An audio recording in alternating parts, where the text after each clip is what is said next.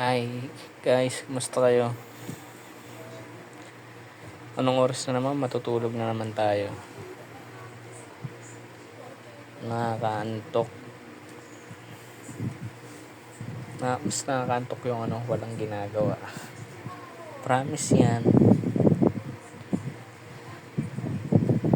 Ganito na lang palagi. Alam nyo ba, sarap pala ng yung mushroom na yung nakukuha sa dayami. Alam nyo ba yan guys? Yung nakukuha sa dayami tapos ano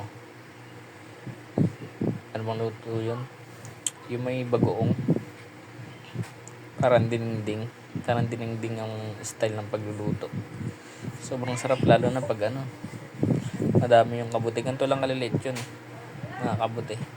Ginawa mo sa dayami pagkatapos umulan. Pag hina-harvest yun, grabe, napakadami. Sarap nun sa dininding, sa gulay, ganyan. Yun lang, share ko lang sa inyo.